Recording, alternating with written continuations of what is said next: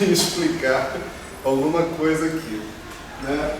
Deixa eu voltar para a questão lá do oscilador harmônico, né? Ou melhor, do potencial com um único mínimo, tá certo? A gente usou uma formulação de tempo imaginário, né? Que dizia o seguinte, né? A gente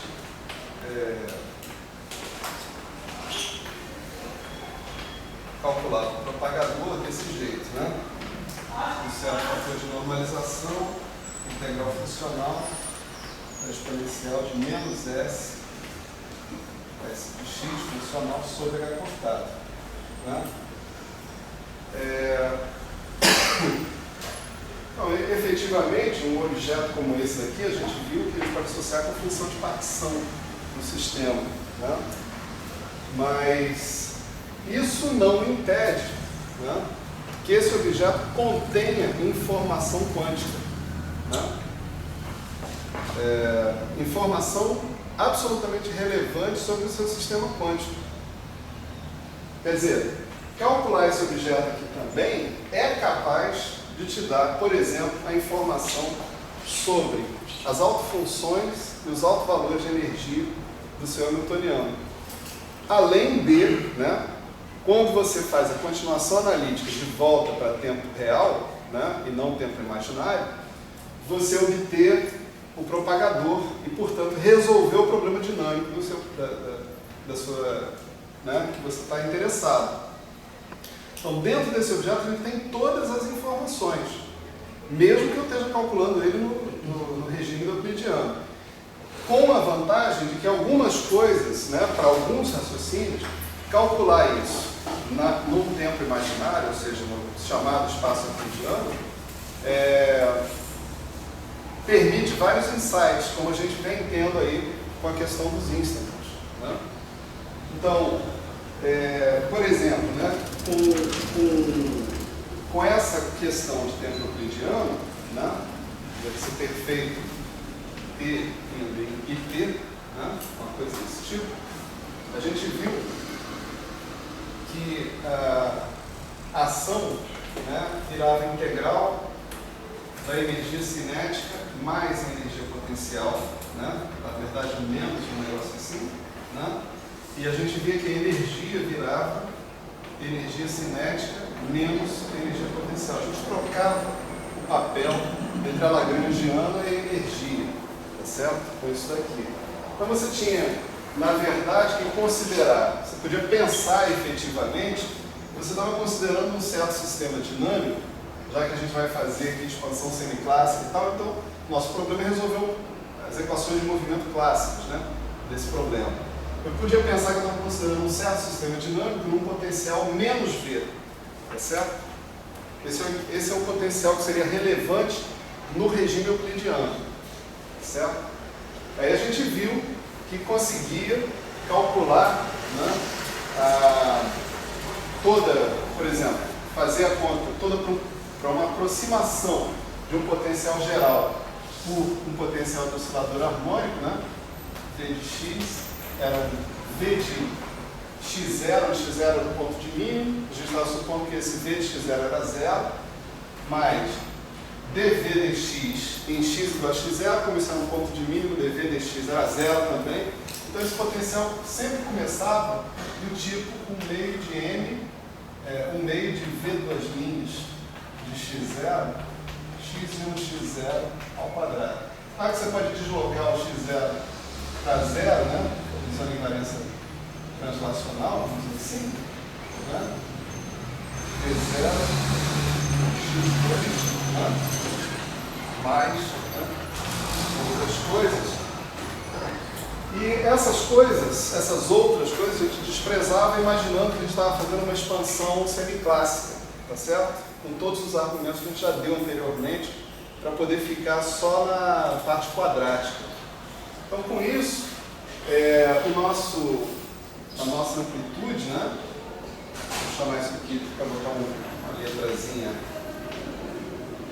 pequena, né? Não escrever muito. Nossa amplitude A ela ficava essencialmente, como sempre, na exponencial de menos S do x bar, né, sobre H cortado vezes o determinante, né, de um operador menos o V duas linhas de zero, né? O V duas linhas de x barra. Né? Isso aqui elevado a 1/2, aqui tinha um fator de normalização que a gente tinha que manter, né? Na história. A gente analisou esse problema para um potencial geral, né? Dentro dessa aproximação, com essas condições, que o V de zero fosse zero, esse ponto fosse o ponto de mínimo do seu potencial, né? E a gente encontrou que a solução que mantém, né? Vamos dizer assim, uma solução estável em x igual a x0 só pode ser x igual a zero. Isso fazia com que você imediatamente tivesse um cálculo, né, do seu problema aproximado em primeira ordem, né, na aproximação semiclássica de ordem mais baixa. O resultado que a gente tinha encontrado, né, deixa eu só recolocar esse resultado aqui, era algo desse tipo, né?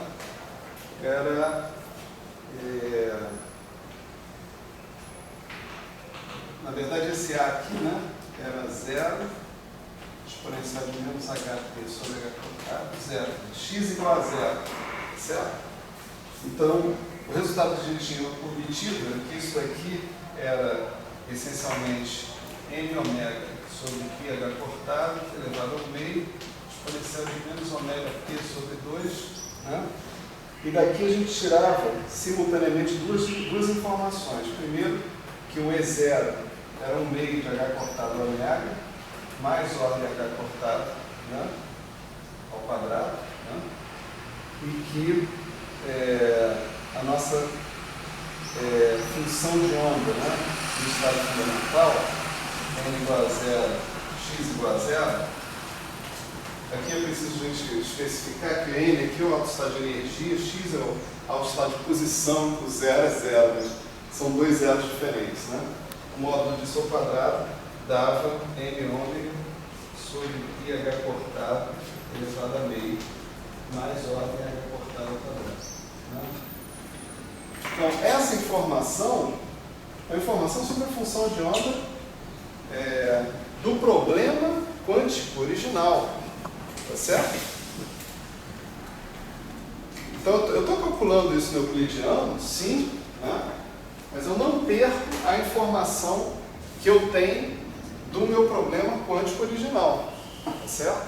A vantagem que eu tenho é que eu tenho outros métodos, eu tenho outras possibilidades de análise e eu tenho uma expressão que é mais convergente do que a expressão onde eu tenho tempo real, porque eu não tenho que lidar com aquele fatoria ali, né, na ação. Certo? Então, vamos dizer assim, que uma das perguntas que foi feita no final da aula foi: para que serve essa porra? Né? No mínimo, né, a gente pode dizer que é uma técnica para você resolver problemas quânticos, certo? Mesmo os problemas quânticos estão aí, no mínimo. Mas sendo ainda um pouco mais ambicioso, você pode dizer: olha, a gente acaba de descobrir toda uma família, né, de soluções que têm importância na definição da integral funcional, né? Como a gente vai ver em mais detalhe hoje, né?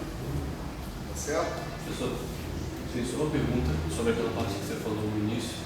O propagador te dá toda a informação que você precisa sobre o sistema e tal, você resolveu o oscilador harmônico, só que o oscilador harmônico, aquela série perturbativa da ação em cima da trajetória clássica, só tem dois termos, né?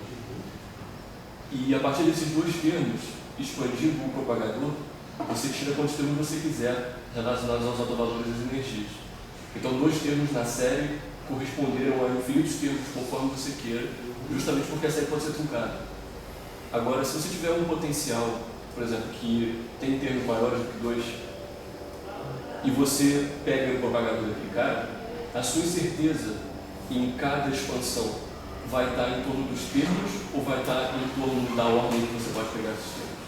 Não, tem um erro aí de avaliação da sua parte, que é o seguinte: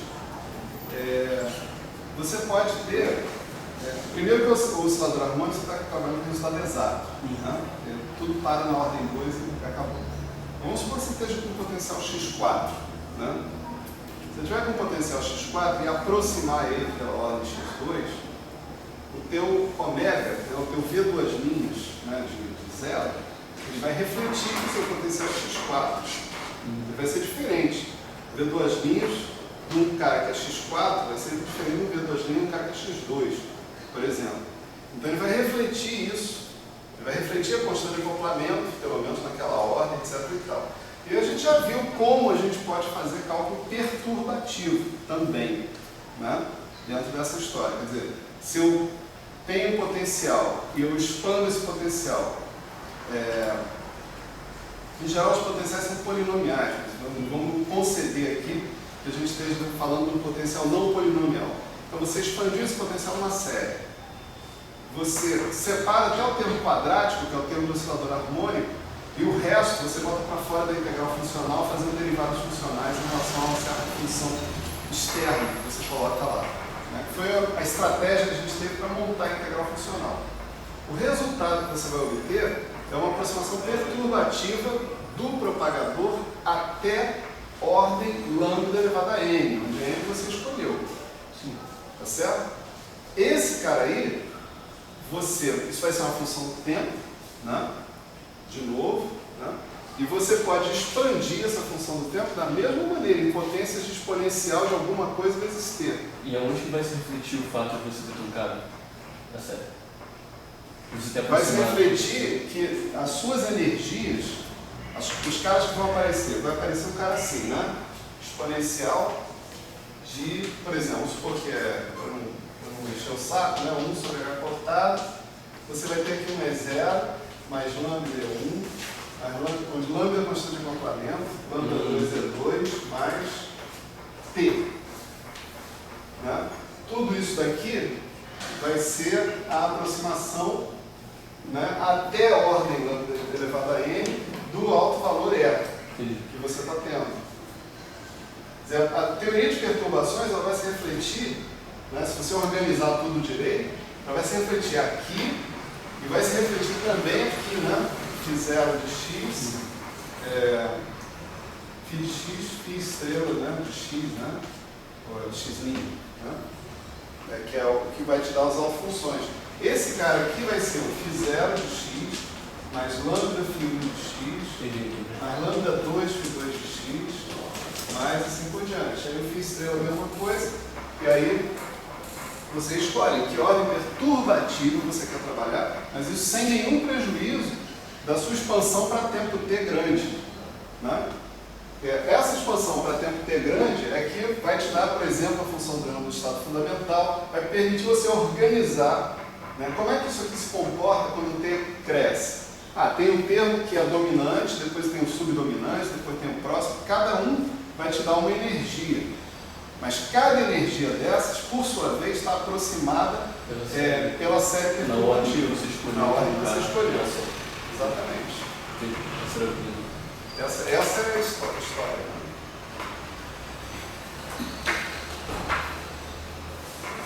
Isso não significa que essas contas sejam fáceis. De jeito nenhum. Né?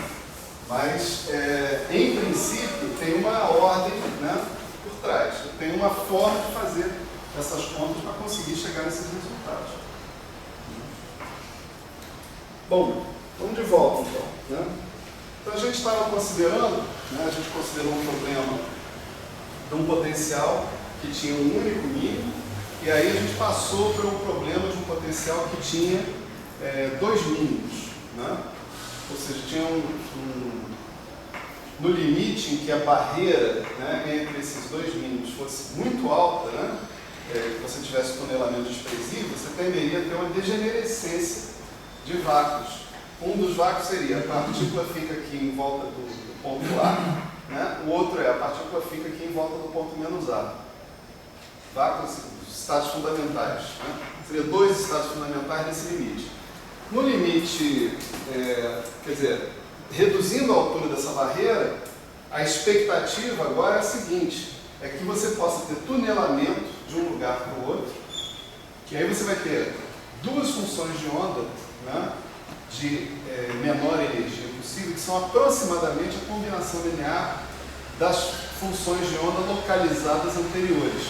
O psi de um vácuo, o psi de menos A com o psi de A. Psi de menos A com psi de A, mais psi de A, psi de menos A menos psi de A. Essa segunda é ímpar, a primeira é par.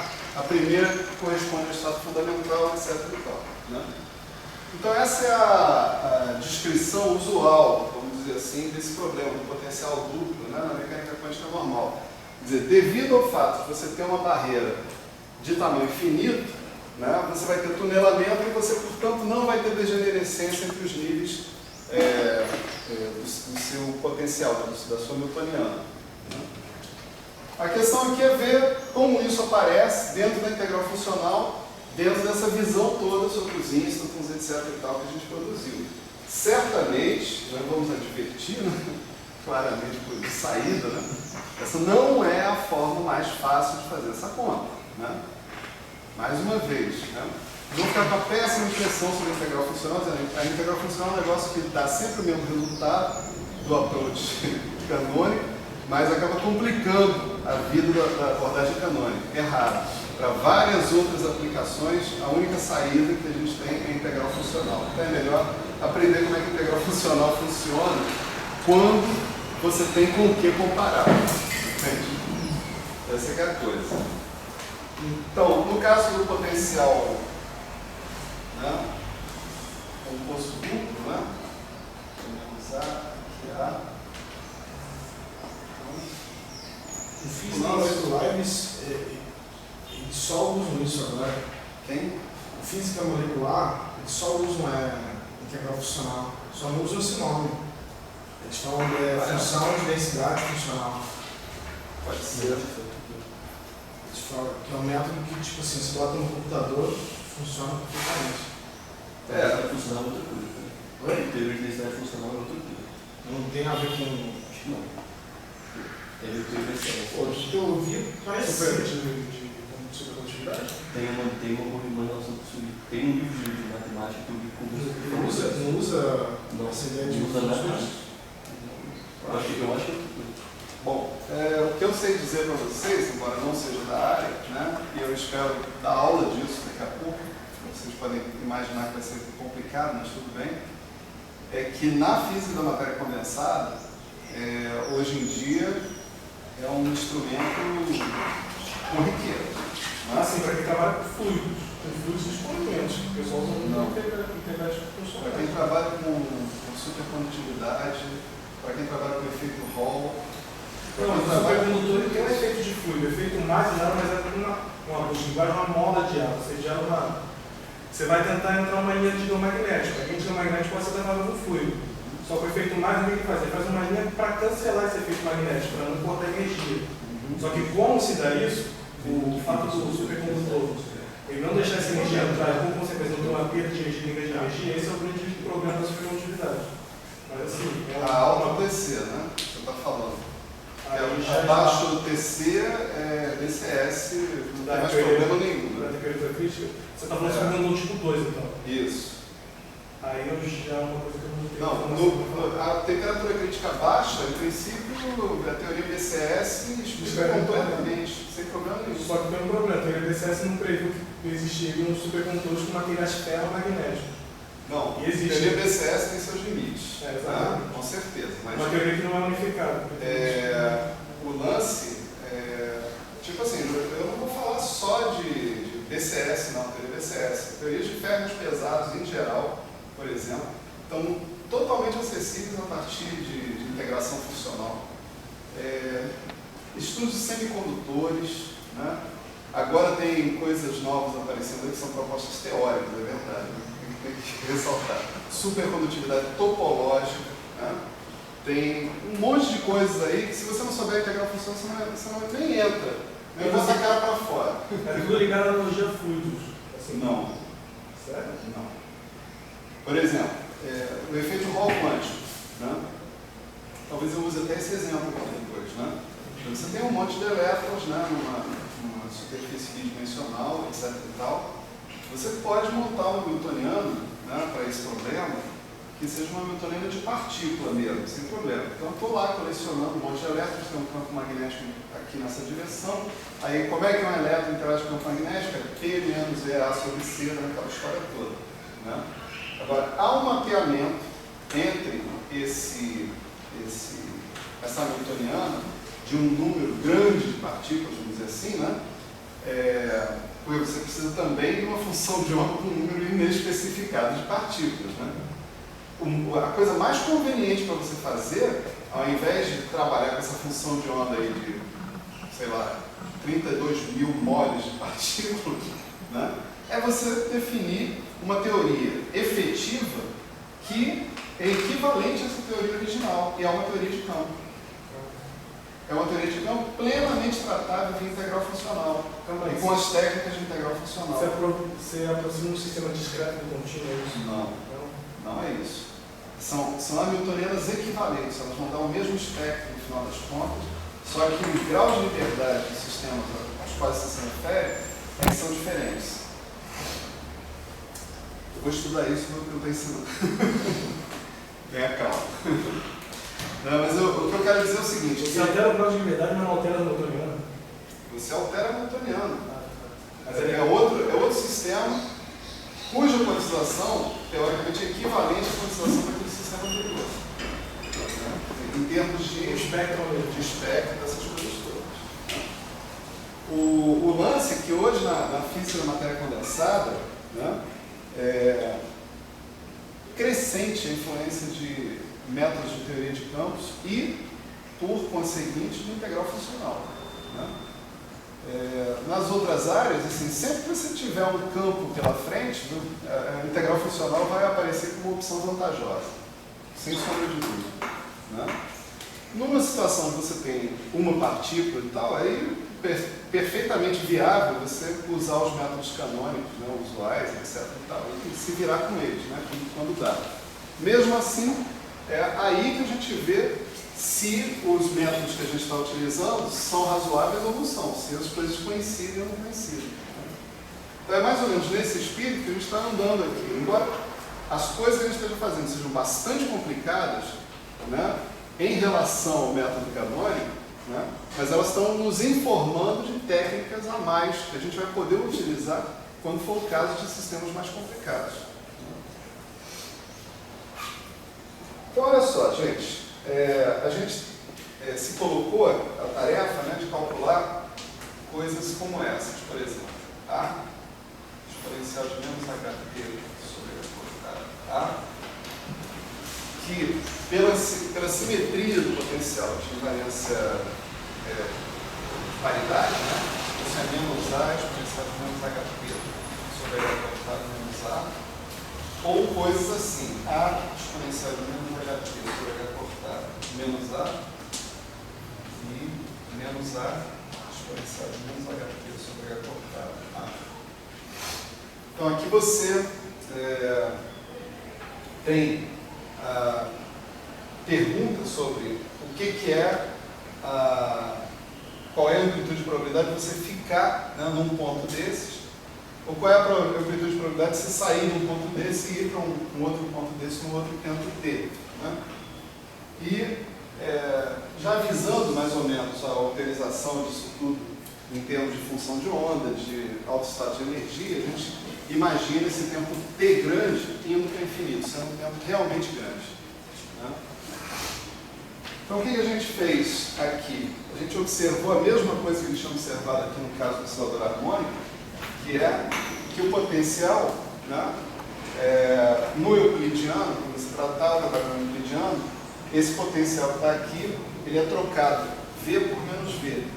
Quer dizer, se você fosse fazer a análise clássica do movimento dessa partícula dentro dessa situação, era como se você estivesse considerando uma partícula em tempo real sob a ação do potencial menos V. Né? Então, invertendo esse potencial, a gente chegou à conclusão que todas essas amplitudes que estão aqui, elas são correspondentes a uma situação em que você tem energia zero. Então, não pode ser nem menor que zero, nem maior que zero. Né? Senão você não tem, ou você fica antes dos pontos de retorno, ou você simplesmente não tem estabilidade, vai para mais ou menos infinito, fim de papo. Né? Aí a gente usou algumas hipóteses, já que a energia é zero, veja que agora a energia é T menos V, né? Então, a gente pôde integrar o movimento clássico, né, desse sistema.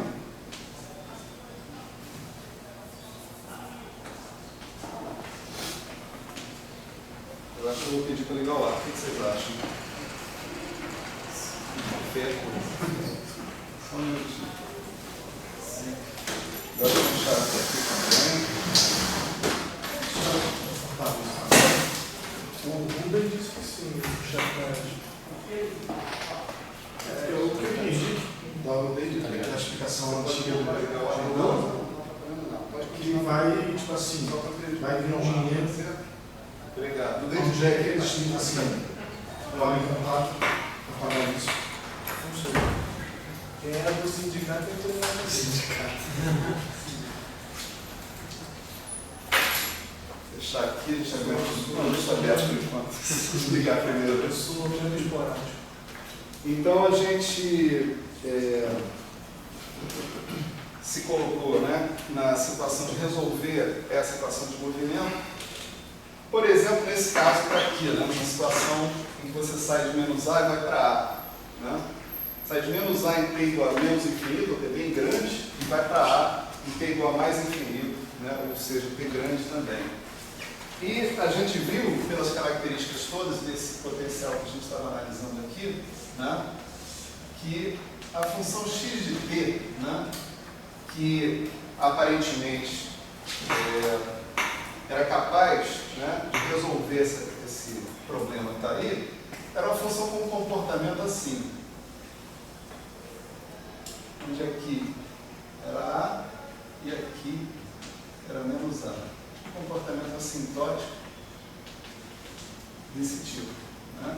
Esse instante que está aqui é um certo instante T1, tá certo? Onde a função x de t dá zero, né? Passa pelo meio. Né? Essa solução foi chamada de instanton, tá certo? E a gente explicou a razão na vez passada, né? É que você tinha, nas teorias de tempo real, né? Você tinha solitons, né, que eram soluções localizadas no espaço. Né? Quer dizer, você pode ter ondas, por exemplo, em determinadas teorias, você pode ter ondas e tal, mas as ondas elas se espalham para o espaço inteiro, em princípio. Né? Há algumas situações, no entanto, em que você consegue montar ondas, soluções ondulatórias, que são localizadas instáveis, numa certa extensão espacial. Então, elas são soluções ondulatórias de tipo corpuscular, que parecem com partículas. Esses são sólidos, né, essencialmente. O que apareceu aqui como instanton, né, foi desse caráter aí de partícula, vamos dizer assim, mas no tempo. Quer dizer, existe um tipo de localização dessa solução no tempo. Né? Vamos dizer, onde acontece alguma coisa relevante é num certo intervalo de tempo, né, razoavelmente bem definido em torno do chamado tempo T1, né, que é chamado centro do instanton. Né? Então, vamos supor, né, que a gente tenha o nosso tempo T, né? Vou chamar isso aqui de delta T, né? Delta T, ou delta T1, melhor dizendo assim, né? Vamos fazer uma hipótese de que esse delta T1 seja realmente muito menor do que o T, né? O tempo no qual ele atinge, né, menos A ou mais A. Né? Se isso acontecer, né, você pode imaginar que não seja só essa solução que a gente possa obter como, pelo menos, uma solução aproximada, né, das equações de movimento. A gente poderia emendar uma solução dessas nas outras. Por exemplo, a gente podia fazer assim, aí eu podia ter um anti-instanton, e depois eu emendar com um instanton de novo.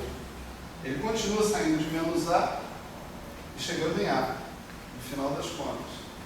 Isso aqui é uma solução das equações de movimento? Não, né?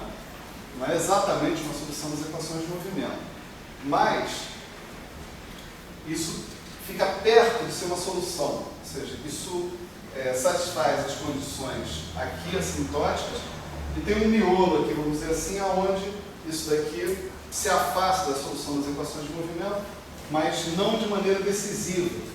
E não de maneira decisiva por quê? Porque a largura desses instantons ela é pequena, em princípio, né? Em comparação com o tempo total que a gente está considerando. Então ele vai produzir alterações lá na ação, mas vai produzir alterações que vão diferenciar pouco essa solução de uma solução aproximadamente constante do tempo. Essa configuração, né, que eu acabei de exemplificar aqui, é chamada uma configuração de multi-instant, né?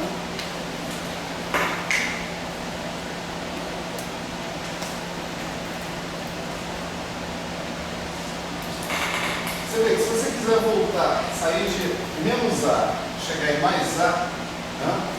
Obrigado, pode fechar. Obrigado. Se quiser sair de menos A, chegar em mais A, você tem que colocar um número ímpar, né? 1, 2, 3. Tá?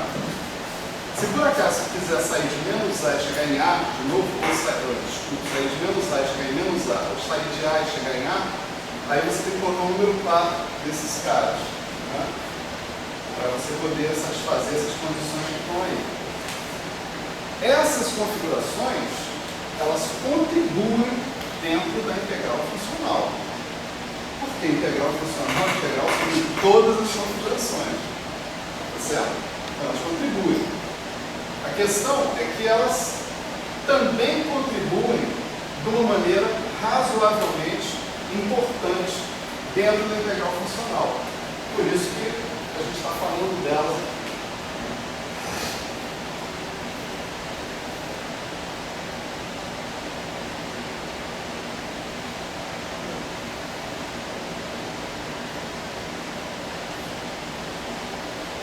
Bom, isso significa, né,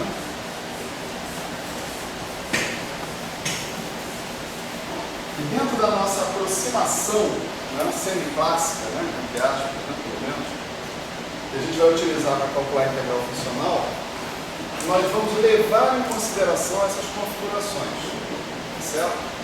Então vamos supor que eu tenha aqui uma certa configuração, uma certa sequência, né, de instantons, anti-instantons, instantons, anti-instantons, etc. e tal. Aqui eu vou chamar de menos T sobre 2, aqui eu vou chamar de T sobre 2. Aqui eu vou colocar, por exemplo, né, eu venho aqui, né, aqui eu ponho um certo instante T3.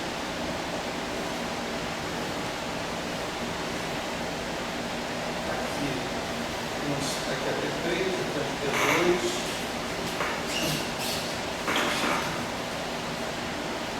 aqui é T1, né? Assim por diante. Aqui você vê que eu estou enquadradando esse cara aqui, né? Justamente porque eu estou supondo que aquele ΔT é muito menor do que o T, que é grande. Então, os detalhes dessa subida aqui interessam realmente pouco nessa história toda. Então, a ideia vai ser a seguinte: vai ser eu considerar todas as configurações de multi-instantons possíveis para uma situação como essa. Você tem T sobre 2 maior que 1, maior que 2, maior maior que Tn, por exemplo, seja maior que menos T sobre 2. Então, nós vamos considerar todas as configurações de multi-instantons que contribuem para a integral funcional. É claro que aí, por exemplo, se você sai de menos A e vai para A, você começa com uma configuração de um instantão passa para uma configuração de 3 instantons, depois uma de 5, uma de 7 e assim por diante. Tá? Se você sai de A e vai para menos A, aí você começa com uma configuração de um anti-instanton, 3 instantons barra anti-instantons, né? Você precisa dos dois para montar essa história, né? E assim por diante. Se você sair de A e vai para A, aí você precisa do número par. Você começa com uma configuração de instanton mais uma de anti-instanton, aí você vai dobrando isso, né? Até você conseguir dobrando isso até o infinito, no princípio.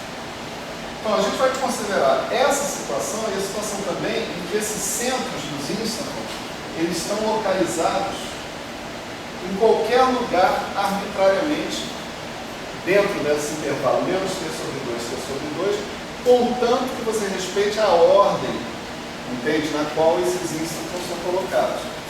Parece instanton, anti-instanton, né? Um está em T1, outro está em T2, outro está em Tn. Essa ordem T1 para Tn, para N arbitrariamente grande, a gente vai querer que seja respeitada. Né? Então, a nossa integral funcional vai ser feita de maneira razoavelmente explícita sobre essas configurações. E aí é a arte do Coleman, né? De fazer essa integral funcional aparentemente apavorante. Vamos ver se a gente entende a arte dele.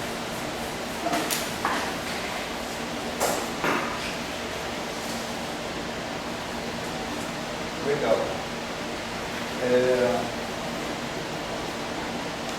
Bom, a primeira observação aqui, né, é a observação sobre quem é a ação. Né? Vamos chamar de S0 a ação. Né? A ação era integral, né? Entre menos t sobre 2 e t sobre 2, dt, de meio dx dt ao quadrado, né? Mais v. Original da história.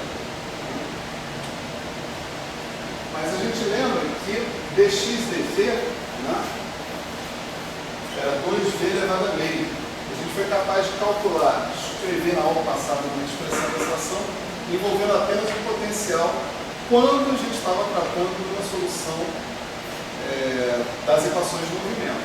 Ali são as equações de movimento, essencialmente. Né? Então, a gente conseguir escrever isso aqui, né? Já que dx dt é 2v elevado a meio, então v é 1 meio de dx dt ao quadrado.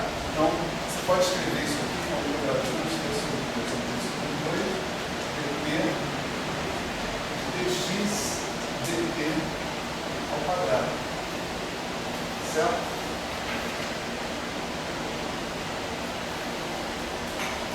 Bom, essas configurações de multi-instantons, elas têm umas coisas interessantes. Né? dx dt é zero a maior parte do tempo. Tá certo? Só deixa de ser zero aqui nessa situação aqui, quando ocorre a subida do menos A até o A. Né? Então você pode pegar essa integral que está aí, né? E basicamente, se você estiver supondo que esses instantons e anti-instantons estão bastante separados temporalmente um do outro, não tem risco de um colapsar aqui junto do outro, portanto, você tem que se lidar com essa coisa aqui superposta com isso, com os detalhes desse próximo, você pode simplesmente pegar e escrever isso aqui como somatório de I igual a 1 até N, né, da integral entre TI menos delta t sobre 2 até TI mais delta t sobre 2 dTi dx, vamos chamar de I dt ao quadrado. Certo? dxi dt, esse xi, ele está significando ou um instanton ou um anti-instanton no tempo TI, centrado no tempo TI, tá certo? Se esses caras aqui são separados no tempo, né, aquela integral que está ali, né, de dx dt, quando x corresponde à configuração de multi-instance é simplesmente uma soma sobre as configurações de instance que você tem. Certo? Contribuição desse, mais contribuição desse, mais contribuição desse, e assim por diante. Com essa ressalva para aqui que o dxdt, né, é zero para cada uma dessas soluções, para cada uma delas. Né? Se eu pegar uma das soluções, dxdt é zero, a outra solução, dxdt é zero, assim por diante. Exceto nesse intervalo entre menos t e t. E agora a gente pode pegar isso aqui e estender essa integral, já que esse dxdt é zero realmente. Eu posso dizer que se eu somatório de 1 até n, a integral de menos t sobre 2 a t sobre 2, dti, dxi, dt ao quadrado, desse xi é uma solução de instante. Eu estou integrando entre menos t sobre 2 e t sobre 2, eu estou integrando essencialmente zero o tempo todo. Então isso daqui é simplesmente a mesma ação, né, de uma partícula, né? Vamos chamar esse S0 para S0N, né? O que eu vou obter aqui vai ser N vezes S0. Onde S0 é a ação de um instante. Certo ou errado? Vejo caras ruins na plateia. Então vamos abrir a boca. Vamos reclamar. Quanto é tempo?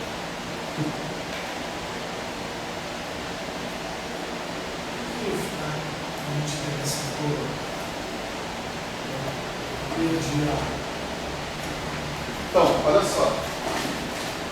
Aqui esse x que está aparecendo aqui, em princípio, né, é o x do multi-instant, da configuração de multi-instant. Tá certo? O que eu estou dizendo aqui é o seguinte, que essa configuração de multi-instant, ela é essencialmente, aparece dxdt, né? O dxdt é zero. Quando esse cara é menos A ou quando esse cara é A. Eles estão constantes. Onde ele vai ser diferente de zero, ele vai dar a contribuição inteira dele, é só aqui, nesse trecho aqui.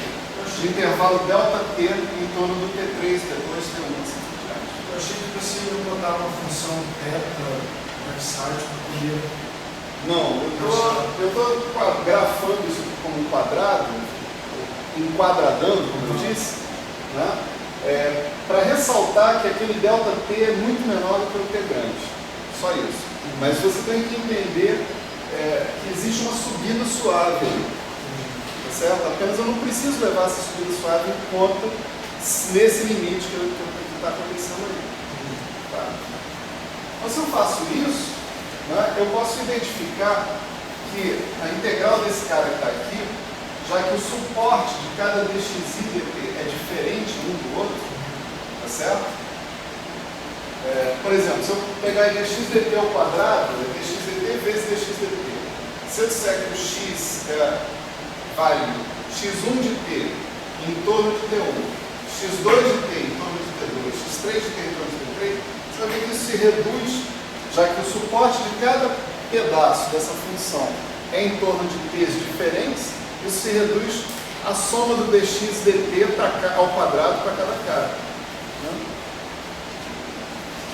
Isso a gente fez em torno, né, do lugar onde dxdt é diferente de zero, então não tem problema nenhum estender o cara para aqui para eu recobrar a definição de ação.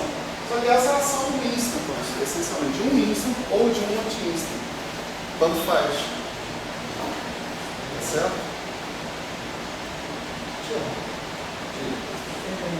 Se a integração for sobre todas as laboratórios possíveis, esse fato de considerar que eles estão separados, suficientemente separados, isso não é restritivo? Não, isso é uma aproximação. Isso é, bom, resposta, sim. Desculpe, a resposta não é não, a resposta é sim.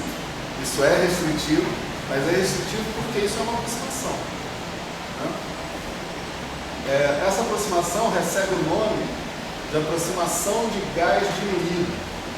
É como se as suas soluções de instâncias fossem um gás. Cada instância correspondesse a uma partícula, então vários instâncias fossem um gás, só que eles não estivessem muito próximos uns dos outros, eles estivessem bastante separados Só que essa separação, no caso dos índices, ela não é no espaço, ela é no tempo. Certo? Então, isso é uma aproximação.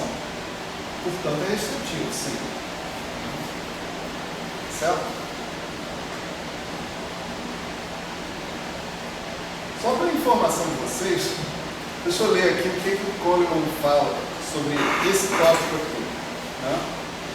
Ele diz assim: para N objetos separados, bastante separados, S é N S0. Isso cuida da exponencial da ação. Botou mais fácil ver, não? Não, ele nem se deu o trabalho de escrever fácil ver. Ele deixou até o é fácil ver, deixou implícito. É tão fácil ver que não vale a pena falar que é fácil ver. Nem perder tempo com isso, dizer é fácil e decisivo, assim, não. Entendeu? Daí NS0, pronto. Quer dizer, você tem que suar para ler esse livro. Essa que é a verdade. Tem que suar para ler esse livro. Eu não estou falando de vocês, eu estou falando de mim só. De mim. Né? Eu estou me colocando aqui solidário com todo mundo. Fala. Isso tem alguma coisa a ver com esse escrito ao tempo? Não. A gente não está fazendo tempo discreto.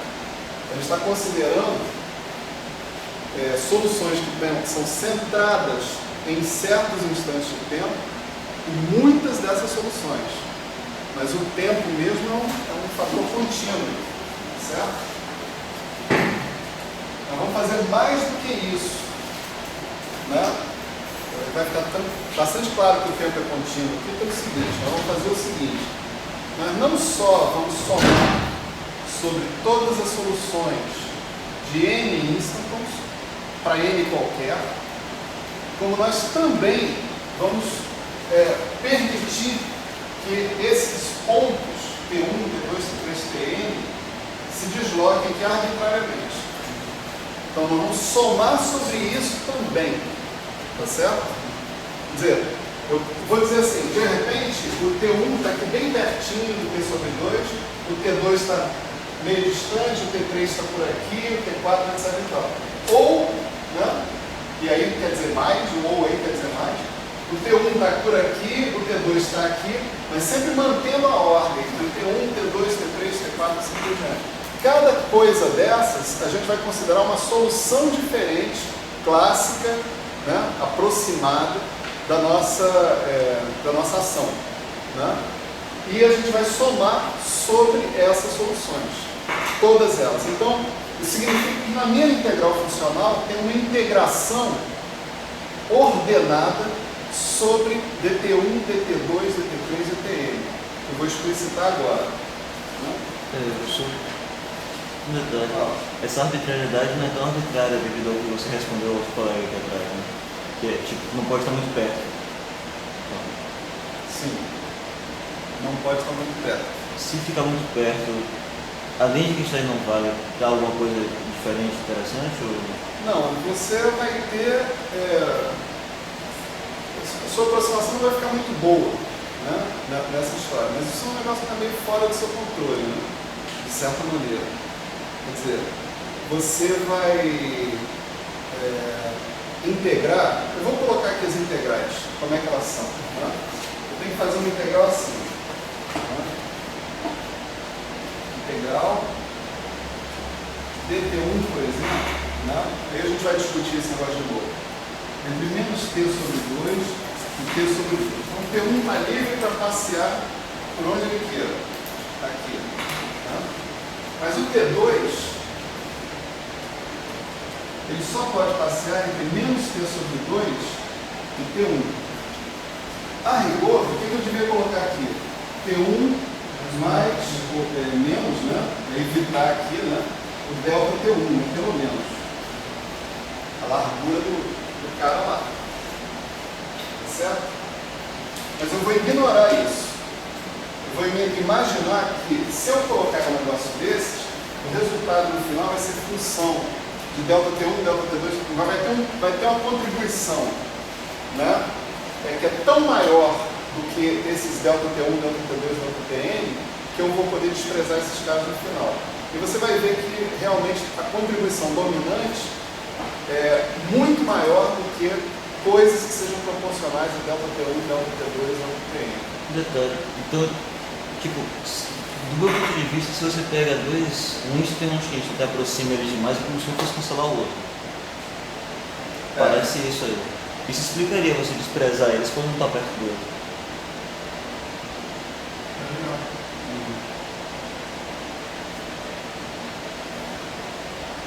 Peraí, tô pensando. É que parece isso, entendeu? Não sei se é isso. Se você pega só um Insta e um X, você aproxima os dois, acontece o quê? Por ali fica parecendo que você está... Depende do problema que você está querendo considerar, né? Por exemplo, se você quer sair de A e voltar para A, então tá, você pode ter um instanton e um anti-instanton. Então vamos pegar instanton, anti-instanton, instanton. Aí você aproxima dois dele e deixa o outro separado. Você aproxima dois e deixa um separado. Esses dois estão se aproximando é como se eles fossem se cancelar, aparentemente. Porque você está formando ele sobe e desce rapidinho. Instanton, anti-instanton, instanton. Qual que você queria aproximar, por exemplo? Desse? Exato. Não, esses outros dois aí pode ser melhor, os dois primeiros. Aí junta os dois. Junta os dois. Aí você está modificando até as condições de contorno, né? Porque se você cancelar isso com isso, por exemplo, você está x igual a zero, P sobre 2. Você não quer isso, você quer x igual a menos A. Né? Você não pode fazer isso, você pode modificar suas condições de contorno. Não, peraí. Eu não visualizei o que você falou agora. Se você superpuser esse cara com esse, você concorda que vai cancelar essa parte e cancelar essa parte, né? Porque aqui é menos A, aqui é A. Aqui é A, aqui é menos A. Eu visualizo não visualizo cancelando que ali embaixo é zero, não. Não, se você pegar esse cara aqui e botar para cá, botar mais ou menos dentro dessa mesma região, você vai ter um cara assim, né? Ah, tá. Então você vai cancelar isso e isso também. É porque acho que está vendo as estão perto, mas não por cima do outro. Eu estava pensando nisso, né? Eles perto. Eles perto eu acho que faz sentido, porque aí é como se não ficasse muito tempo embaixo e isso soltasse muito rápido. Era isso que eu estava pensando. Você desperta, mas não dentro da mesma região. Não desse jeito, assim, que assim você tem um cancelamento completo. Né? É porque assim também você não está considerando o líquido como sendo essa delta, tá? A teta. Se você considerar como sendo a teta, eu acho que ele falou faz sentido. A ideia aqui é que você tenha alguma solução contínua. Né? Quer dizer, daí essa coisa de emendar o A aqui com o A aqui, o menos A aqui com o menos A aqui, etc. Então, você tem uma solução contínua. Mas quando você pode aproximar realmente essa região para cá, mantendo a continuidade, até um certo ponto. Né? Mas se, por exemplo, o cara começar a cair aqui, não vai ficar compatível. Né? O cara começa a cair e o cara continua. É porque essa ideia de, tipo, o que você vai fazer para tirar o delta, tem que ter uma explicação ali de isso aí poder ser desprezado. Eu vou fazer ali, tirar você vai deixar eles ficarem pertinho. Você vai tirar aquele delta pela não, olha só. Então tem que ter uma explicação ali. Não, peraí, espera um pouco aqui para a gente fazer essa integral, explicitamente. Vamos fazer essa integral. E aí, você vai ver o resultado da integral e você vai poder imaginar o que vai dar se você modificar ali por T1 menos delta T1, T2 menos delta T2 e assim por diante. Calma. Vamos fazer a integral mesmo. Aí você tem dt1, dt2, né? Aí você vai ter dt3 menos t sobre 2, dt2, até o último t, que é o dtn, menos t sobre 2, até tn menos 1.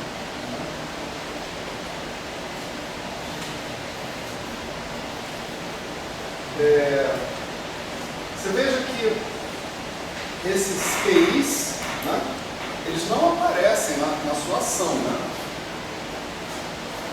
O PI é o centro do instanton. Né? Quando você calcula isso daqui, não vai aparecer PI ali. Né? Então, Não tem nada dentro da tua integral funcional que dependa dos TIs. Nada. Integral funcional é integral sobre todas as configurações, inclusive essas de multi-instants, inclusive as de multi-instants com TIs diferentes. Tá certo? Só que na integral não sobra nada dependente explicitamente dos TIs. Então essa integral que a gente está fazendo vai virar um fator multiplicativo. Tá certo? Eu posso fazer essa integral e falar, a minha integral funcional vai ser proporcional a esse fator aí. Tá claro isso? Parece um fatorial contínuo. Quase. Né? Vamos lá, vamos fazer essa integral rapidão.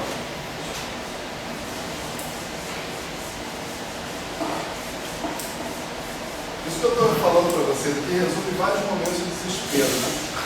Comecei a fazer integral de um jeito, aí começava a crescer, eu falei, meu Deus, nunca vai funcionar. Né? Aí lá pelas tantas eu entendi como é que faz. Né? Aí a coisa rolou. Então vamos começar por essa aqui, ó, de dpn. Né? Essa primeira integral, vamos colocar duas aqui, dpn menos 1, menos t sobre 2 até t menos 2. E o resultado da primeira integral é tn menos 1 menos t sobre 2. Tá? Vai ser isso aqui. Essa integral aqui, guardem o valor dela, o valor da primeira integral. Né? A gente vai fazer da seguinte maneira: eu vou definir um tn menos 1 linha, que é tn menos 1 menos t sobre 2. Então a integral vai ficar integral de mais t sobre 2. Então, quando t menos 1 for menos t sobre 2, isso aqui dá 0. Quando t menos 1 for tn menos 2, né, isso aqui dá tn menos 2 mais t sobre 2. Né? E aqui eu fico com tn menos 1 linha e aqui tn menos 1 linha. Tá certo? O resultado dessa integral é tn menos 1 linha ao quadrado sobre 2. Não é isso? Em 0 dá 0. Nesse daqui vai dar tn menos 2 mais t sobre 2 ao quadrado sobre 2. Tá certo? Vou para a terceira integral, tá certo? Então, o que? Integral de menos t sobre 2 até tn menos 3, né? dtn menos 2. No resultado das duas integrais anteriores, vai ser 1 meio tn menos 2 mais t sobre 2 ao quadrado. Vou fazer, Desculpa. O dx dt sum. dx. Não tem não. Dx dt. Não, peraí. Mudamos de problema. Aqui é outra coisa. Aqui eu estou somando, né, sobre todas as configurações de multi-índice que tem centros arbitrariamente colocados no intervalo menos t sobre 2 e t sobre 2, respeitando essa ordem aqui. Tá certo? Então o que eu disse é que a gente tem que fazer essa integral e o funcional, o propagador, não depende desses TIs, do T1, T2, T3, Tn. Por quê? Uma configuração genérica de multi-índice dessa daqui, né, a gente acabou de mostrar que dá n vezes S0 e S0 é a ação de um único instant. Essa ação não interessa onde está esse instante T, TI. Tá certo? Então, o resultado da ação, por exemplo, não depende dos centros dos multi-instants. A medida não depende também, então nada na minha integral depende desses caras. Como eles não dependem disso, essa integral está aqui é um fator multiplicativo que a gente está calculando agora. Tá certo? Então, é uma integral que vai dar um fator multiplicativo lá para o propagador. Tá certo? Bom, aqui eu vou fazer a mesma mudança de variável, eu vou chamar isso aqui de Tn menos 2 tá certo? Então, essa integral vira integral de Tn dTn menos 2 de 0 novamente até Tn menos 3 menos mais T sobre 2, né? De quê? De Tn menos 2 linha ao quadrado sobre 2. Essa daqui dá Tn menos 2 linha ao cubo sobre 3 vezes 2, 3 fatorial. Tá certo? Em 0 dá 0, em 1 vai dar 1 sobre 3 fatorial Tn menos 3 mais T sobre 2 ao cubo. Certo? Já tem um padrão.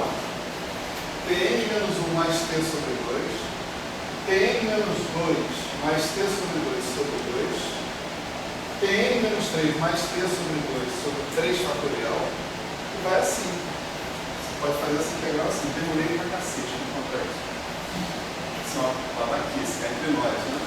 Mas, pô, o tempo que você perde por culpa da sua dislexia não é moleza. Só coisa só é fácil depois que faz. Tem as coisas que a gente devia fazer rápido, cara. Não tem papo. Não tem desculpa, não. Tem desculpa para vocês que estão começando agora, de certa maneira. Não para vaca velha aqui, não. Enfim, quando eu chegar aqui no DT1, né? DT2, DT1, né?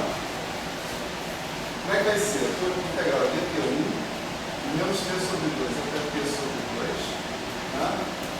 Do negócio que eu vou obter quando eu fizer todas essas integrais que estão aqui. Né? Então eu vou encontrar aqui, olha, T1 mais T sobre 2 elevado a N menos 1 sobre N menos 1 fatorial. Esse é o resultado de fazer as N menos 1 integrais que a gente fez até agora. Né? A última eu faço exatamente do mesmo jeito. Isso aqui vira T1', né? Então aqui essa integral vira integral de 0 a T, né? dt1', T1' elevado a N menos 1 sobre N menos 1 fatorial, e o resultado dessa é T, né, porque o 0 vai dar 0, né, elevado a N sobre N fatorial. Não quero escrever esse negócio aí, não vou conseguir provar isso nunca. Consegui. Ele omitiu todo o meio? Ele escreveu assim, ó, essa forma. Então tá aqui, T elevado a N sobre N fatorial. Esse é o negócio. Agora a gente pode pensar, né, no que a gente ganha, no que a gente perde. Se a gente colocar aqui, ó, T mais delta T, né, mais delta T2, mais delta T N+1. Né? Por exemplo, na primeira etapa aqui, eu ganharia T mais delta N menos 1, tá? E aqui eu pegaria o Tn menos 2 mais delta Tn menos 2 mais delta Tn menos 1. Ia ficar uma soma desses delta T's. Cada um deles a gente está supondo que é desprezível frente ao delta T. Então o resultado final seria operado basicamente por uma soma. Onde você tem T, você teria T mais a soma de todos os delta T's correspondentes às larguras dos ínsons. Né? Isso pode ser desprezado frente a T elevado a N. Certo? Sem maiores problemas. Não comete grandes erros. Vamos lá. Próxima história. Agora esse truque aqui é maravilhoso. Vamos lá.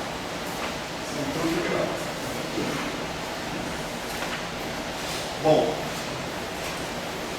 nós estamos aqui com os multi-instantos mais ou menos, né? Vão guardando isso aí na memória, né? Cada etapa dessa conta, né? Mas a gente tem um determinante funcional aí para calcular.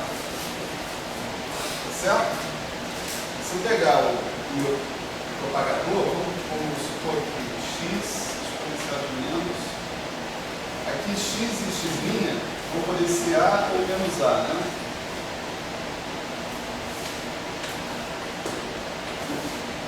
Dentro da nossa aproximação, né, que a gente fez, de aproximar o potencial, né, pela expansão dele até segunda ordem, até termos quadráticos, né, o que eu tenho aparecendo aqui vai ser um certo fator n vezes o determinante desse operador aqui, ó, menos dt ao quadrado mais v duas linhas, vai ser mais mesmo.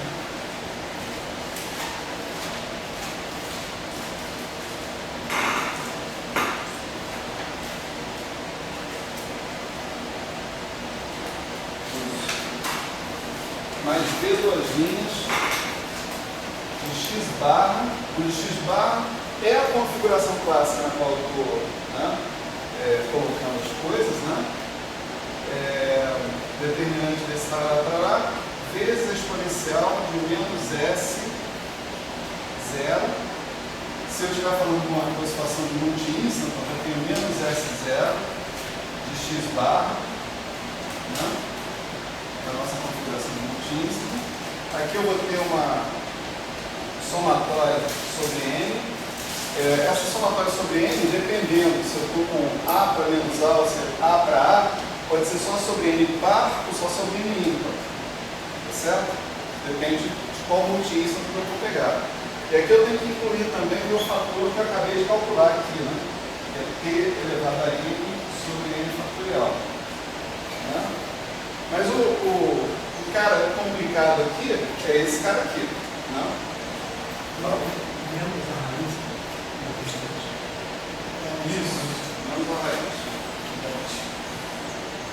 E aqui faltou uma cara complicada.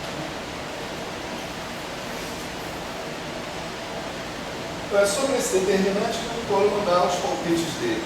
Tá certo? São os seguintes. Olha como é que ele vai calcular o determinante. Para começar, ele vai imaginar o operador dele de evolução temporal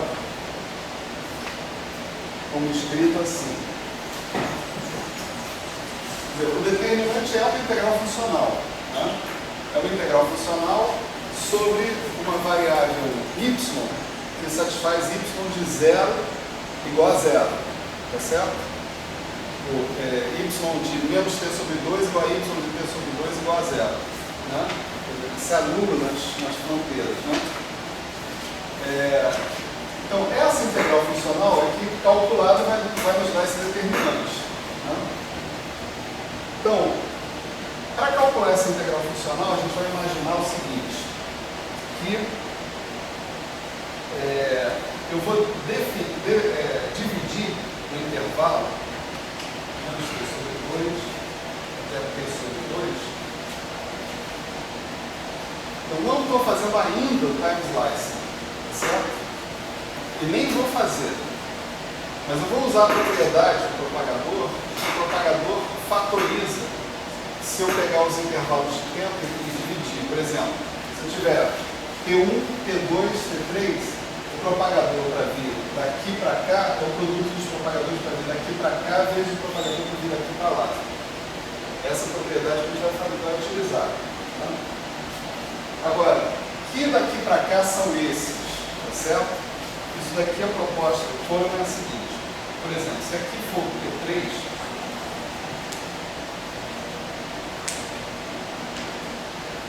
ele vai imaginar o que você está fazendo. Tá?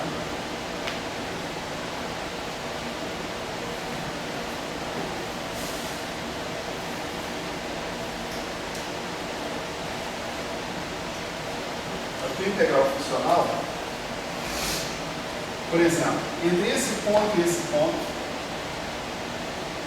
que você chama de T barra 3, T barra 2, que você chama de T barra linha 3, T barra 2, T barra linha 2, que se chama de T barra 1, e assim por diante. Então, o propagador é o produto dos propagadores, né, daqui para cá, daqui para cá, vezes daqui para cá, vezes daqui para cá, vezes daqui para cá, vezes daqui para cá. E calcular o propagador de cada um desses caras que estão aí e fazer o produto. Como se tivesse lugar. Não. Propagador para vir daqui para cá é o produto dos propagadores para vir daqui para cá, vezes propagador vindo daqui para cá, vezes daqui para cá, etc. Isso é a propriedade do propagador. Né?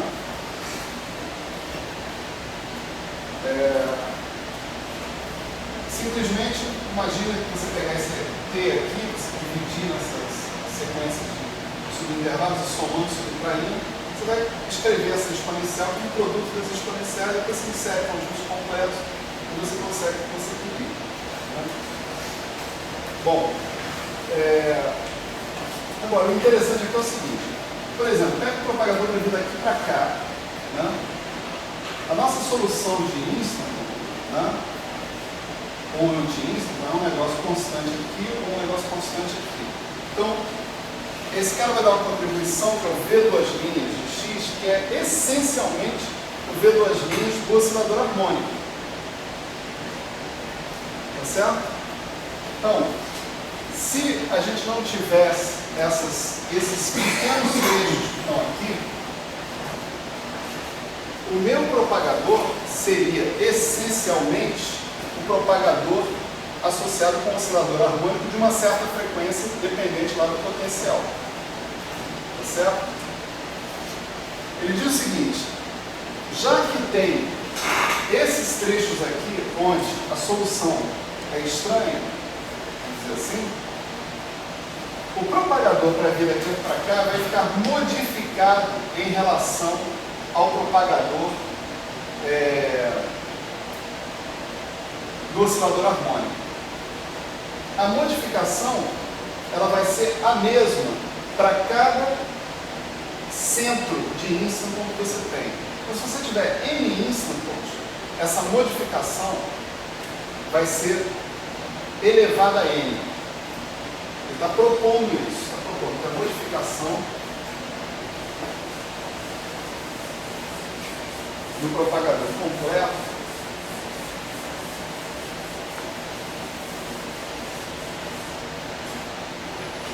seja do seguinte tipo.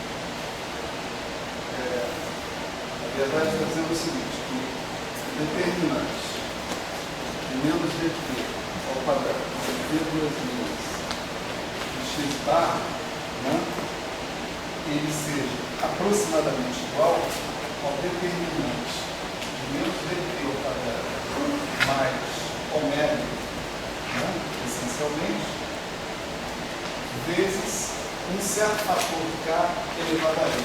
Esse fator K ele tem a ver com esses intervalos aqui, onde você vai calcular propagadores, tá certo? Você vai calcular propagadores, então evoluindo em tempos que estão na ordem da largura do teu instanton, né? O instanton que está aqui, você está propagando daqui para cá. Esse propagador que você vai calcular vai dar o mesmo resultado do propagador que você vai calcular aqui, que você vai calcular aqui, etc. E tal. Ele está chamando esse fator de K e ele está dizendo, já que eu tenho N instantons ou anti-instantons, eu vou ter o fator K elevado a N no final da história. O fator K, ele pretende calcular, calculando a contribuição de um único instantton. Quando eu tiver só um instantton, eu calculo a modificação que dá o K. Se eu tenho multi-instantons, eu vou dizer, isso vai dar K elevado a N. Por isso, simplesmente. Isso parece um chute. Exagerado. Isso parece um chute exagerado. Por quê? Não é tão exagerado assim, não. Quer dizer, E a contribuição desse termo vai dar alguma coisa, não tem problema. Tá? Isso tudo bem, mas que a modificação, quando todos estiverem juntos, vai ficar exatamente elevado a n. Essa cara que ele propôs é difícil de justificar. Isso não é palatável para mim. Isso está lembrando o que a gente faz em física estatística. Quando a gente pega a função de partição de uma partícula, depois no final é só levar a n. Se os constituintes forem idênticos. Mas você tem esse problema. Lá você, tipo, um interage com o outro. Mas eles são idênticos também. São idênticos, um interage com o Você outro. pode negligenciar a interação dependendo do tamanho dela. Exato, ali vai ser. Aí Aí, tá fazendo, né? Meu barco entendi. Não, sabe que eu tendo a concordar com você, realmente. Na verdade, você está negligenciando a interação, né? Entre as partículas, quando você faz uma coisa dessa. eles vão negligenciar a interação de Einstein. Aqui Vai também. ser estranho. Então, você está falando de que você está com os íons amplamente separados em relação ao centro deles, né? Então você está negligenciando a interação entre cada íon com o outro. Só que essa aproximação só é coerente dependendo da energia total do sistema. E não só isso, quando ele separa as regiões que você pode botar ele, você está localizado, não tem simetria. Não tem isso. Aí o termo de simetria aparece aqui embaixo, ó, o N. Isso que eu não tenho dúvida. O fator N aparece embaixo. O N fatorial ele aparece como tem simetria. Aí você fala o termo de Gibbs lá, que ele coloca? Aqui o fatorial não para sei contar? Só esquecido. Mas isso vai ser Quando provado. tem simetria, a gente coloca o fator N, né? Quando não, tira, né? A razão daquele N fatorial ali, não sei se você pode traçar o seu paralelo tão longe. Eu não sei, mas eu digo eu digo o seguinte, é o que está aparecendo. você dizer que a alteração desse cara em relação a esse cara é desse tipo, eu acho uma alteração, uma proposta razoável, de fato. Por quê?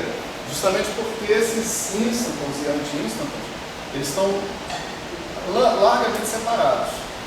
Né? Por que fica com a questão do estado harmônico? Porque você, nesses trechos que está aqui, você tem esses caras aqui aproximadamente constantes. Ou A ou menos A. Então você está efetivamente fazendo V2', né, de X no ponto de mínimo. Isso dá o ômega. Né? Você está com impulso duplo. Né? Esse V2' que aparece ali, né, vai refletir o quê? Vai refletir a concavidade desse cara que está aqui. Eu queria acertar porque eu já tinha esquecido que a gente estava resolvendo esse poço aí. Eu já esqueci que estava fazendo. Não pode esquecer não, pode ser de vez em quando tem que voltar lá. É que o senhor falou do desenho. Apaguei o desenho. Bom, é o seguinte, gostando ou não gostando, né? Vamos supor que a alteração seja dada por isso, e aí agora fica tremendamente fácil calcular o propagador até o final. Tá certo? Se isso realmente estiver acontecendo. Então, é só juntar tudo que a gente propôs aí até agora, né? E a gente vai ver o seguinte, por exemplo, cara, que é menos A, exponencial de menos H, P sobre H, menos A, isso vai dar M ômega. Aqui eu já estou usando a nossa aproximação desse determinante para T grande, tá certo? Que a gente viu na aula passada, que é semi-hiperbólico, né, e tal, e você faz a aproximação para T grande. Então era M ômega sobre πh cortado elevado a meio, exponencial de menos ômega T sobre 2, né? E a gente está somando sobre N, a gente tem aqui T elevado a N, exponencial de N sobre H cortado a S0, tá certo? E K elevado a N, tá certo? no meio da história. Você tem uma coisa assim, essa aqui é a soma sobre N par. Veja que você está saindo de menos A e voltando para menos A, ou saindo de A e voltando para A, então o N tem que ser par, né? Sobre N par de K exponencial de menos S0 sobre H cortado, T, tudo isso elevado a N, sobre N fatorial. Mais termos já H cortado. Não vamos escrever isso aí, porque isso é obviamente uma aproximação, né? Certo? Se você estiver calculando o cara que vai de A, né? Exponencial de menos H, T sobre H cortado, menos A, né? Aí você tem a mesma coisa que você tem aqui em cima, só que uma soma sobre N ímpar. Né? Porque você tem que sair do menos A e chegar do A chegar no menos A, você precisa de um número ímpar de ínstabos ou anti-ínstabos. Bom, você pode resumir essa história toda dizendo o seguinte: a soma sobre N par desse tipo daqui é exponencial disso, que está aqui, mais exponencial de menos isso. Certo? Exponencial de A mais exponencial de menos A é a soma de A elevado a N sobre N fatorial para N par. Certo? O meio, né? Certo? Sim, pode ser. Agora, a subtração disso daqui vai ser para N ímpar. Tá certo? Então você tem uma fórmula fechada aqui.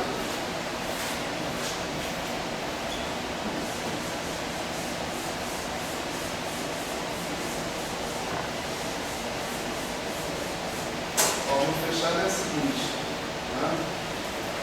Mais ou menos A exponencial de menos H T sobre H cortado A menos A vai ser N ômega sobre IH cortado elevado a E exponencial de menos ômega T sobre 2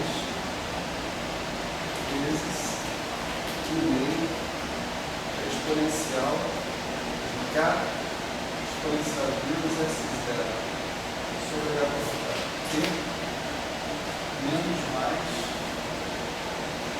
exponencial menos K exponencial de menos S0 sobre H cortado T. O que está faltando aí? Só o K. Tá certo? Faltando calcular o K. Em tese, a gente calcula observando a contribuição de um único ínstar. Certo?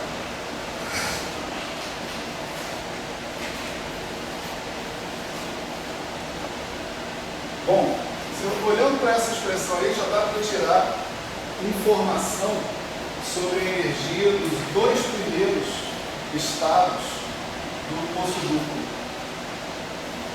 Né? Você vê o que?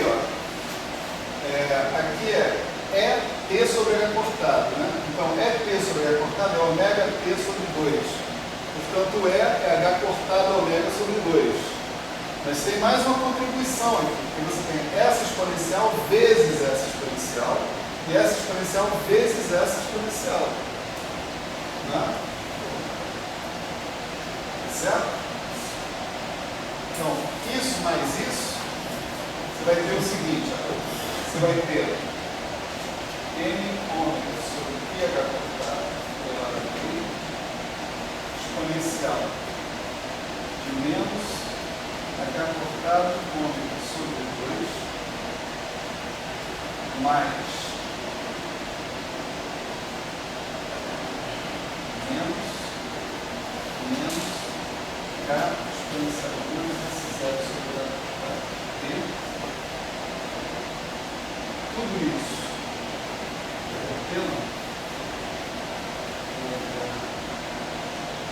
tudo isso com esses T sobre acrescentado, né?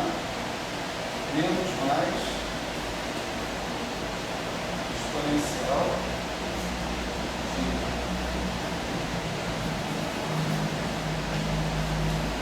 menos H cortado médio sobre 2 mais, por causa desse sinal de menos, H exponencial de menos esse zero sobre H cortado, T sobre H cortado.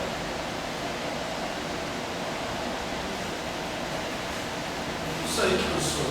Isso aí está lembrando exatamente se segue uma estatística de Fermi de Moses. Não. Por quê? Exatamente um termo parecido desse que aparece. Um exponencial de alguma coisa. Não, é porque a função pode ser simétrica ou antissimétrica. Peraí, isso aí sempre tem que ser assim. Né? Por quê? Olha só. O nosso propagador, né? E o senhor ainda vai fazer aquele infinito, né? Exponencial de menos H. Estou fazendo T grande, né? Para ter toda essa discussão que a gente está fazendo. T grande em comparação com a largura dos multínsicos, mas ele não precisa ser infinito. Eu posso simplesmente olhar o comportamento dominante, né? Em função de quando o T cresce, quais são os termos que dominam. Né? Olha só, isso aqui é uma coisa que a gente já viu. HT sobre H cortado, né? X. Vamos supor que eu chame de menos o estado de menor energia, de mais o estado com a próxima menor energia. Tá certo? Então é o primeiro estado excitado. Tá certo? Isso aqui eu vou poder escrever sempre assim: exponencial com menos é menos T sobre H cortado vezes X menos X mais exponencial de menos é mais T sobre H cortado X mais X mais etc. Né? Todos os outros estados excitados que estão aí. Né? Isso é decomposição espectral do propagador. Né? Daqui eu tenho informação sobre a função de onda, daqui eu tenho informação sobre as altas energias. Isso aí também é que a soma de todas as possibilidades, né? Não. Aqui eu não estou usando a decomposição de integral funcional. Olha o que eu fiz aqui. A gente já fez isso antes. Eu estou relembrando aqui. Né? Eu inseri um conjunto completo de autoestados da energia. Certo? X', né? Agora, isso aqui é um autoestado de energia, então eu posso substituir o exponencial de menos N T sobre H cortado. E aqui eu fico com Xn, N, X'. Certo? É essa decomposição que eu estou fazendo desse operador aqui, né? Isso aqui é o X, exponencial de menos HT sobre H cortado, X'. Certo? Esse é o propagador. Eu posso pegar e deduzir uma expressão para ele, para calcular esse objeto, esse valor esperado, que seja uma integral funcional. Mas isso que está aqui não é essa integral funcional. Isso é a chamada decomposição espectral do propagador. Eu decompondo em termos das autofunções de energia e dos autovalores de energia. Então aqui não tem. Aqui eu tenho uma outra visão do meu objeto, do propagador. O propagador não está sendo visto como integral funcional, está sendo visto como uma soma sobre os autovalores e autovetores de energia, uma certa soma sobre esses caras. Qual é a vantagem disso aqui? Porque daqui é que eu consigo ler os autovalores e as autofunções. Né? No nosso caso aqui, pelo menos, a gente está lendo para um certo ponto, né, das nossas autofunções. Aqui a gente não está fazendo para um X genérico, né, nós estamos fazendo para A e menos A. Né? Então, se eu comparar com isso aqui, imediatamente eu tiro a informação de quem é o E- e de quem é o E+. Tá certo? Eu tiro o seguinte, ó, E menos ou E mais, né? Eles são o meio de H cortado ômega, mais ou menos H cortado K, exponencial de menos S0 sobre H cortado. Né? E eu tiro informação também sobre quem são as autofunções no ponto x igual a no ponto x igual a menos a. Né?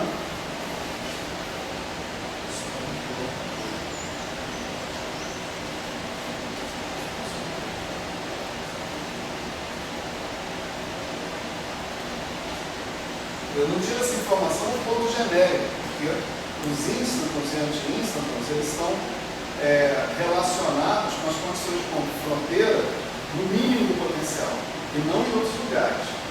Tá certo? Para tirar informações sobre outros lugares, eu tenho que fazer o meu propagador passar por esses pontos genéricos que estão ali. Você vê que aí não funciona, porque aí eu não tenho isso, eu tenho